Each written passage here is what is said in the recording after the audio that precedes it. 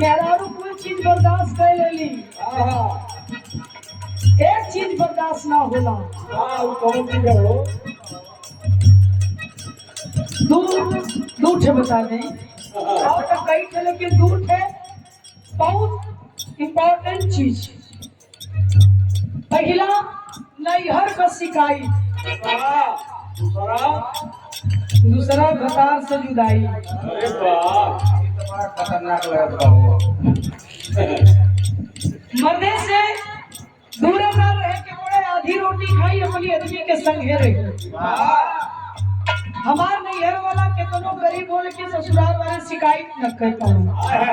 जहाँ नैहर का शिकायत कैला मेहरारू के मेहरारू लेके लोटा थरिया पूछ जाई। कुल कहिया बर्दाश्त कर ले, लेकिन मेरे बाबू भैया की शिकायत तक करिया मत नहीं। खान ले भाई का ना देला हमार भैया हमार बाबू काहे के बिया कइला। ई मेहरारू कहत हिय जब तोके इतना काम प्यारा रहल त बिया काहे के कइला। काम से प्यार रहल त बिया ना करे के चाहत रहल। कहले है का कहले हम अरे दिन भर ना जगी तू काम करेला अरे गति ले का बना पारो करेला।